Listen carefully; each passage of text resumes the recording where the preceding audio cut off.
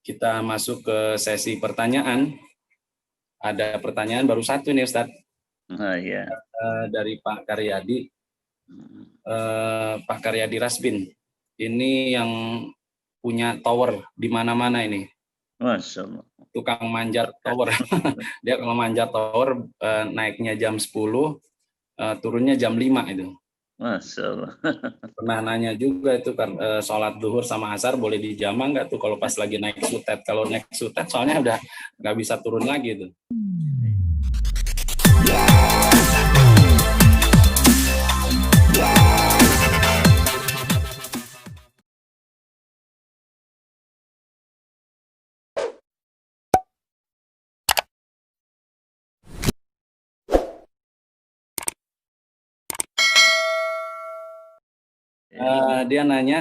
Beliau nanya begini, zakat atau hutang dulu yang perlu dibayar Ustadz?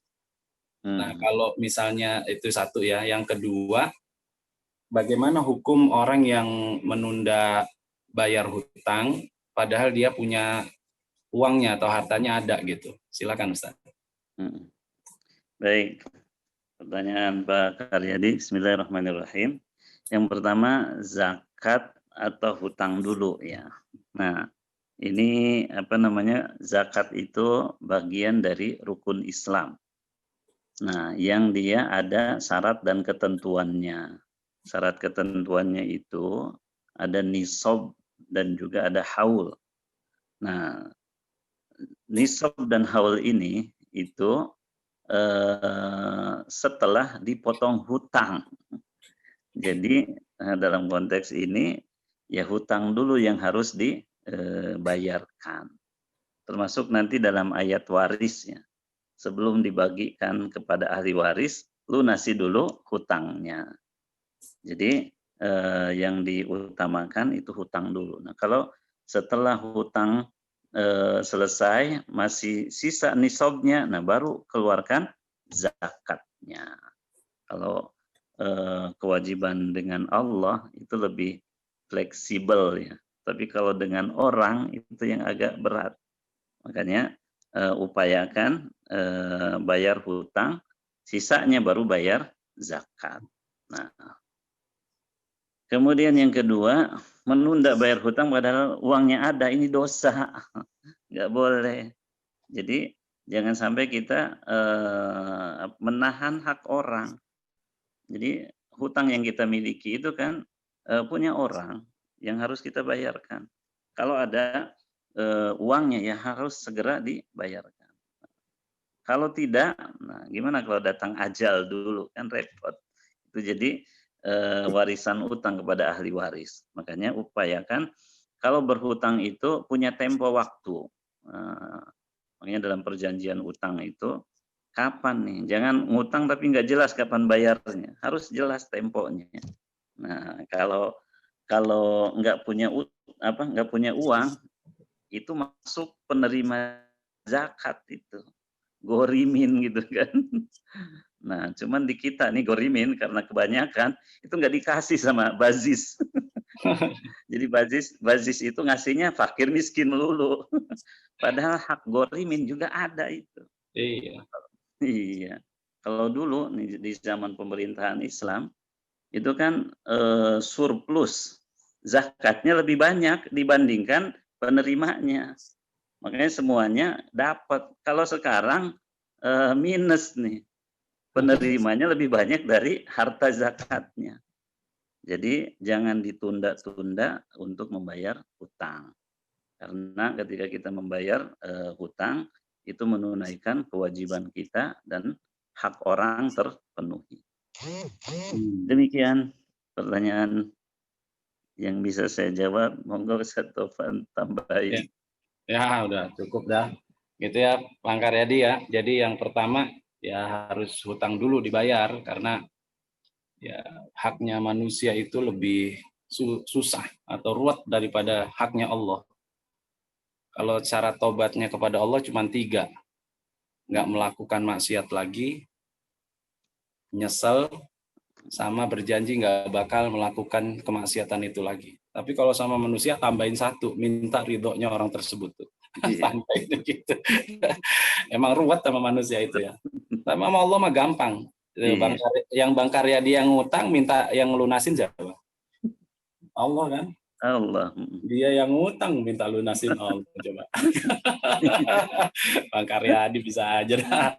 Jadi kalau nunda hutang ya perbuatan zalim seperti yang disabdakan Rasulullah kata Sat Qalyubi tadi ya, matlul ghani dzulmun. Mhm. Punya harta nggak dibayar-bayar, zalim itu. Jadi bisa jadi Ustadz Qalyubi juga nggak mau ngimamin itu dan boleh. Ya kan kayak Iya. Rasulullah dulu boleh nggak Mhm. ngimamin apa namanya orang yang masih ada hutangnya meskipun 3 dirham. Tapi memang terbaik kalau ada orang ngutang kalau kata Ustadz Qalyubi tadi ya dibebasin. Itu saya Mhm. nemu hadisnya itu orang yang bisa bebasin utang itu disuruh masuk surga dari pintu mana aja. Iya, Diiringin Mas. sama malaikatnya luar biasa. Yang tadi di materinya sudah disebutkan Ustadz Qalyubi. Baik, terima kasih Ustadz. Ini ada pertanyaan berikutnya. Mhm. Eh, kalau sedekah itu lebih baik ke anak yatim atau ke saudara dekat? Ini dari Ibu Lin, Bu Haji Mhm. Lin, istrinya Pak Suartono nih. Silakan Ustadz. Nanti yang kedua ada nih Pak. Mhm. Baik, jadi kalau sedekah itu Bu Hajalin, diutamakan karib kerabat dulu. Nah, karena ayat-ayat di Al-Qur'an, wa atal mala ala hubbihi dzawil qurba. Nah, baru wal yatama. Jadi Hmm. Allah susun urutannya tuh, karib kerabat baru anak-anak yatim. Nah, kenapa karib kerabat itu? Karena kata Rasul itu ada 2 pahalanya. Pahala sedekah itu sendiri dan pahala silaturahim. Hmm. Makanya, di kita nih agak hanya sedikit orang yang keluarga besarnya tercatat rapi, seperti di, Medan itu ada marga tuh, atau di Padang, Caniago dan lain sebagainya. Kalau di Sunda Jawa itu udah agak hilang tuh. Makanya kalau ada keluarga besar itu subhanallah itu, harus disambungkan silaturahimnya. Anak paman, karib, kerabat segala macam itu, nah mereka yang berhak untuk mendapatkan sedekah kita. Nah, baru setelah itu anak-anak yatim. Nah, kalau untuk khusus anak yatim, apalagi kalau yatimnya ada ikatan kekerabatan, itu lebih utama untuk disalurkan kepada mereka. Jadi, sedekah terbaik itu untuk karib kerabat. Baru Hmm. setelah itu yang lainnya. Fakir miskin, anak-anak yatim, anak telantar, dan lain-lain. Demikian. Baik Ustaz, terima kasih. Ini yang kedua cukup jelas Bulin ya. Jadi tetap yang dekat dulu, kerabat dulu ya. Tadi dapat 2 pahala tuh ya. Nah untuk yang berikutnya bagaimana cara menjaga keikhlasan dalam menghadapi ujian dari Allah Ustaz? Iya. Cara menjaga keikhlasan kita dalam menghadapi ujian dari Allah Subhanahu Wa Taala. Hmm. Baik. Ini berkaitan ilmu ikhlas memang berat. Nanti Ustadz Topan harus sesi tersendiri nih. Beliau Iya. yang akan nyampaikan. Jadi Waduh. ikhlas menghadapi ujian itu memang berat. Saking beratnya pahalanya besar gitu kan. Iya betul. Jadi agar kita bisa menjaga keikhlasan, ya kita harus mengembalikan persoalan kepada Allah. Makanya yang disunahkan ketika mendapatkan ujian itu kan istirja. Inna lillahi wa inna ilaihi raji'un. Agar kita bisa menyadari bahwa ini adalah kehendak Allah. Nah, kalau kita sadar bahwa kehendak Allah, ya udah, nggak bisa ngapa-ngapain kita. Makanya harus ikhlas. Nah, kalau ikhlas itu emang ilmu paling puncak gitu. Sehingga innamal a'malu binniyat pun Hmm. semua amal itu dilihat keikhlasannya, niatnya, motifnya apa gitu kan. Makanya di film Kiamat Udah Dekat itu kan ujungnya ilmu ikhlas kan. Nah, jadi memang ini berat tapi untuk menjaganya kita harus mengembalikan semua urusan kepada Allah. Hmm. Baru yang berikutnya ya kita memperbanyak doa agar kita diberikan keikhlasan. Karena memang kadang keikhlasan ini ujiannya berat dalam sholat saja. Kalau kita nggak ikhlas, itu ujungnya nggak khusyuk nanti. Makanya harus minta kepada Allah agar diberikan keikhlasan. Orang terpaksa sholatnya, itu mumet sholatnya, kadang lupa gitu kan. Kalau orang ikhlas, orang ikhlas, dia wudunya aja benar gitu kan. Terus waktunya juga dijaga, maka akan nyaman. Tapi orang yang tidak ikhlas, wah urusannya ruwet, jelimet gitu kan. Seperti itu Bu ya. Jadi kita ikhlas, kembalikan urusan kepada Allah sama berdoa. Barangkali itu. Tadi itu juga udah ada kali Ustaz ya. Ridho dengan ridhonya Allah dan kadarnya Allah itu ya. Maka betul. itu akan menjadi kita ikhlas. Tapi memang itu memang intinya gitu. Kalau kita ridho dengan keputusan Allah, maka kondisi apapun insya Allah akan menjadi ikhlas Ustaz ya.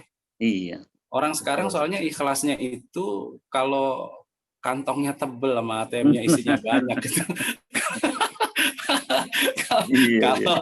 Kalau itunya kenceng, aduh, suruh sholat juga ikhlas, nggak ruwet-ruwet itu, Ustaz. Kayak teman saya tuh yang selalu hadir di samping saya, itu kalau lagi kantongnya tebel, aduh, mantep banget. Gitu ya. 2 rakaat aja tuh bisa 15 menit, Ustaz. Masya Allah tuh. Namanya saya nggak usah sebutin, tapi kayak ini perumahan. Jadi itu ya Bu Lin, bagaimana cara menjaga keikhlasan dengan cara tadi, dengan menjaga tetap menjaga ridho pada Allah dan berdoa. Gitu ya. Kemudian berikutnya Ustadz dari Ibu Eni, ini ada nanya begini, beliau ini bayar zakat, tapi lupa niat. Mungkin yang dimaksud adalah melafatkan niat atau gimana, atau saya kurang paham, cuman begini pertanyaannya, saya bayar zakat tapi lupa niat. Setelah bayar, setelah ngasih zakat itu baru dia niat. Gitu. Apa hukum zakatnya sah apa enggak itu? Iya. Nah, di sini khilaf ulama itu antara talfizun niyah itu. Jadi Bu Eni, kalau membayar zakatnya sadar gitu kan, bahwa uang nih mau bayar zakat, meskipun tidak dilafazkan dengan lisan, itu sah zakatnya. Jadi dari awal ini uangnya buat bayar zakat nih, cuman lupa melafazkan saja, itu sah. Lain hal kalau tujuannya bukan bayar zakat, nah dia lupa gitu kan, setelah dibayarkan ingat itu zakat, ya berarti dia masuknya sedekah umum. Tapi kalau dari awal uangnya emang dikhususkan untuk zakat tanpa melafazkan pun, insya Allah sah. Nah, kalau melafazkan itu untuk mengokohkan dan meyakinkan saja. Makanya seperti usolli nih. Tanpa usolli pun kita takbir itu sah. Tapi karena kita biasa usolli, kurang afdol kalau enggak usolli gitu kan. Nah, makanya enggak berpengaruh kepada sah atau tidaknya. Jadi tergantung niat di hatinya. Kalau emang itu dikhususkan untuk zakat, ya udah sah zakat. Seperti itu. Baik, ya Bu Eni. Yang penting mudah-mudahan pada saat pada saat mau membayar zakat itu memang sudah diniatkan yang akan dibayarkan itu adalah zakat gitu ya. Insya Allah tanpa harus melafatkan, mungkin yang seperti yang sekarang ini gitu, kalau zakat itu ada nawaitu an ukhrija zakat al-fitri, itu namanya talafudun niyah. Melafatkan niat itu memang hukumnya kalau menurut mazhab Syafi'i hukumnya sunnah. Tapi itu bukan niat, itu melafatkan niat. Seperti kayak Ustaz bilang tadi, saat Qalyubi bilang usolli fardhal maghribi, usolli fardhal dhuhr, itu adalah melafatkan niat. Tapi niatnya itu bukan itu hanya melafatkan niat. Niat itu qasdu syai'i muqtaranan bil fi'li. Kalau dalam beberapa ibadah begitu. Niat itu perkara yang disengaja berbarengan dengan pekerjaannya. Ada juga yang tidak haji umroh Ustaz yang harus Iya. melafazkan ya. Melafatkan dengan jahar, haji dan umroh. Iya. Ada yang tidak berbarengan juga kayak seperti puasa kan gitu ya. Puasa Mm, malam hari, perilakunya nanti habis subuh. Jadi mm, mudah-mudahan yang dilakukan ibu adalah satu hal yang sah kalau memang dasarnya tadi sudah bawa uangnya atau apapun yang untuk dizakatkan itu adalah memang dibuatkan untuk zakat gitu. Terima kasih Pak Ustadz Khalidi. Bu Eni ya. juga mengucapkan terima kasih. Ada pertanyaan dari Pak Selamet ini Ustadz. Pak Selamet ini Mm, nanya tentang membaca Al-Quran itu harus dalam keadaan suci. Ada yang bilang kalau memang Qurannya itu murni bahasa Arab, bukan terjemah. Iya. Kalau misalnya Qurannya yang ada warna-warninya, yang ada tajwidnya itu hukumnya bagaimana? Kalau tidak, bagaimana? Apakah harus suci atau tidak suci boleh gitu? Iya. Jadi bahasannya di mashul mushaf ya, hukum menyentuh mushaf. Itu memang ada beda di kalangan ulama ya, ada yang mensyaratkan harus suci, tapi juga ada yang tidak mensyaratkan suci. Jadi berkaitan dengan firman Allah di surah Al-Waqiah, la yamassuhu illal mutahharun, bahwa tidak menyentuhnya kecuali orang-orang yang suci. Nah, itu tafsirnya ada yang mengatakan mutahharun itu malaikat. Tapi juga ada yang mengatakan orang-orang beriman. Makanya dari situ nanti ada beda nih hukumnya. Ada yang memang harus suci, tapi juga tidak suci pun tak masalah. Cuman mereka sepakat bahwa suci dari hadas itu adab dalam membaca Al-Quran. Makanya diutamakan, dianjurkan berwudu dulu baru baca Al-Quran. Nah, lain hal dengan apakah Quran mushaf murni atau yang ada terjemahnya. Nah, ada juga ulama-ulama kontemporer nih bagi yang wanita haid itu boleh memegang mushaf yang ada terjemahnya. Ini istihad baru juga. Tapi landasan khilafnya di ayat tadi itu. Kalau yang dimaksud itu para malaikat, ya berarti tidak harus suci dulu. Tapi kalau yang dimaksud adalah orang-orang beriman yang harus berwudu dulu ketika hendak memegang Al-Quran. Nah, jadi lebih utama untuk wudu dulu. Karena ini adab kita. Adab-adab dalam membaca Al-Quran dalam keadaan suci. Seperti itu. Mungkin Ustaz Dofan nambahin, enggak? Enggak Ustaz. Kalau yang seingat saya sih apa namanya, kalau dalam mazhab Syafi'i memang memang jelas itu kalau di mazhab Syafi'i dari beberapa kitab yang saya baca untuk membaca dan membawanya bahkan Iya. qira'atuhu wa hamluhu itu memang tidak boleh gitu. Tapi tadi itu Pak Slamet ya, adabnya tetap mereka sepakat bahwasannya itu adalah adab. Wudhu ada merupakan adab. Kalau bisa diusahakan itu untuk wudhu lah, gitulah. Itu intinya ya. Jadi ini juga menjawab pertanyaan Pak Slamet yang berikutnya. Jadi karena beliau nanyanya begini ya, kalau pada saat habis sholat Isya terus ada undangan tahlil, kemudian sudah batal, apa pada saat baca Yasin harus wudhu lagi ya, karena Al-Quran termasuk Yasin termasuk Al-Quran gitu. Jadi tetap kayak tadi jawabannya Pak Selamat, semaksimal mungkin kita bisa ambil air wudhu karena apa memang bisa diusahakan gitu ya. Alhamdulillah nggak ada lagi pertanyaan. Alhamdulillah. Dari jamaah udah nggak ada lagi. Kita buka untuk admin, coba dibuka suaranya supaya mungkin ada yang bisa bertanya langsung, dan jamaah nanti jangan bubar dulu. Saya akan pengen diskusi untuk pengajian ini apa tetap hari Sabtu atau dengan di hari Minggu atau malam atau pagi. Ya, silakan admin buka ininya dulu. Ada satu lagi Ustadz, tadi pertanyaan saya udah nulis di itu. Di mana? Tadi di chat. Di chat ya? Ya, wasiat itu Ustadz. Di chat saya nggak masuk nih Bu. Oh iya. Di saya nggak masuk nih. Boleh langsung Bu Hajah Rinka. Ini Ustadz, Assalamualaikum. Waalaikumsalam. Bolehkah wasiat dirubah lagi oleh pembuatnya, padahal sebelumnya sudah tertulis dan diketahui oleh calon para penerima wasiat? Ya, makasih Ustaz. Silakan Pak Ustaz. Iya, jadi wasiat itu hak bagi yang mau memberi wasiat. Nah, seandainya dia mau merubah dalam kondisi sehat, tidak ada paksaan, itu kembali kepada yang akan memberi wasiat.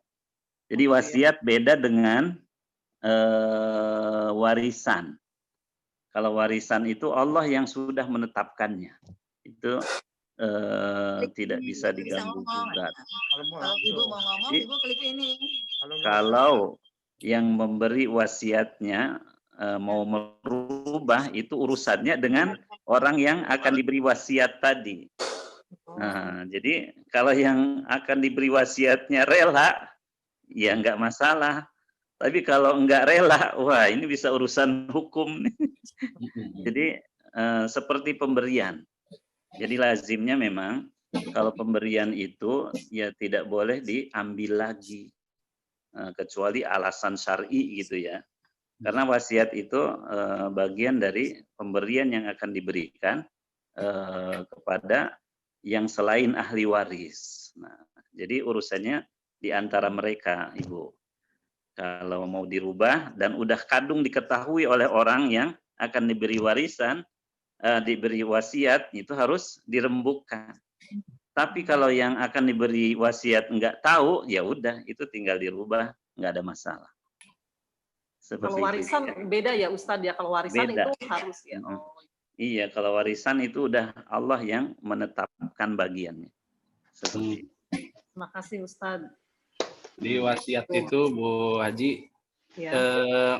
Pemberian yang diberikan oleh seseorang nanti ketika sudah dicatatnya pada saat hidup dan diberikannya setelah meninggal, dan itu tidak boleh sepertiga dari hartanya itu. Tidak boleh lebih sepertiga dari hartanya. Dan memang harus begitu, harus dicatat dari sekarang. Kita mau wasiat apa? Kalau saya sih nggak ada wasiatnya, orang nggak punya apa-apaan. Pertanyaan titipan Ustadz, pertanyaan titipan dari saudara. Iya, pokoknya itu. Ya, kalau warisan memang ya ini yang jarang dipakai ini sebenarnya sama manusia sekarang. Makanya Rasulullah bilang nanti ilmu yang pertama kali dicabut di dunia itu ilmu waris. Dan orang itu terlalu menganggap tabu ketika seorang meninggal itu langsung dibagi waris. Sebenarnya itu adalah hal yang harus segera dibagikan gitu ya. Harus yang segera dibagikan. Karena nanti kalau udah memberikan materi warisan. Waduh, saya sendiri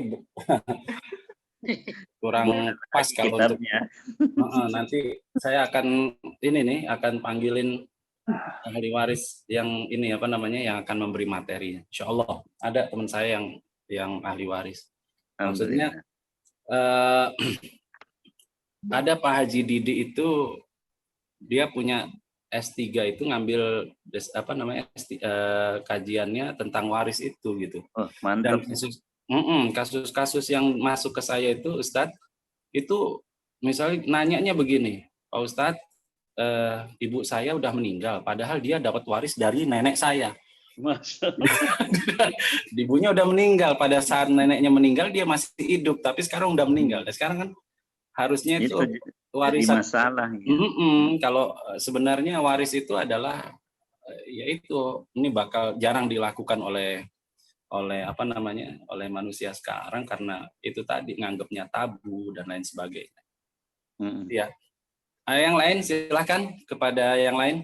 Mohon maaf Bu Haji Rineka tadi nggak masuk di kolom chat di saya, nggak masuk Bu Haji. Yang lain ada silakan. Nggak ada. Ya ada, cukup. Kalau nggak ada, saya minta Ustadz Qolyubi untuk menutup dengan doa. Baik. Bismillahirrahmanirrahim. Mari kita awali dengan sama-sama membaca Ummul Quran. Mudah-mudahan Allah berikan pengabulan doa kita semua ala hadhihi niyah wa ala kulli niyatin salihah wa ila hadratin Nabil Mustafa Sayyidina Muhammadin sallallahu alaihi wasallam. Al-Fatihah. A'udzu billahi minasyaitonir rajim. Bismillahirrahmanirrahim. Alhamdulillahirabbil alamin. Arrahmanir rahim. Maliki yaumiddin. إياك نعبد وإياك نستعين اهدنا الصراط المستقيم صراط الذين أنعمت عليهم غير المغضوب عليهم ولا الضالين آمين. الحمد لله حمدا شاكرين وحمدا ناعمين وحمدا مستغفرين حمدا يوافي نعمه ويكافئ مزيدا. يا ربنا لك الحمد كما ينبغي لجلال وجهك الكريم وعظيم سلطانك. اللهم صل وسلم وبارك على سيدنا محمد وعلى آله وأصحابه أجمعين. اللهم اغفر لنا ذنوبنا وكفر عنا سيئاتنا وتوفنا مع الأبرار. اللهم اغفر لنا ولوالدينا وارحمهما كما ربيانا صغارا. اللهم اغفر لنا ولإخواننا الذين سبقونا بالإيمان ولا تجعل في قلوبنا غلا للذين آمنوا ربنا إنك رؤوف رحيم. اللهم أعنا على ذكرك وشكرك وحسن عبادتك. اللهم إنا نسألك رضاك والجنة ونعوذ بك من سخطك والنار. اللهم إنا نسألك الهدى والتقى والعفاف والغنى. اللهم ادفع عنا البلاء والوباء والغلا والقحط والمحن ما ظهر منها وما بطن عن بلدنا هذا إندونيسيا وعن بلدان المسلمين يا أرحم الراحمين. اللهم احفظنا إنك أنت خير الحافظين وارحمنا إنك أنت أرحم الراحمين.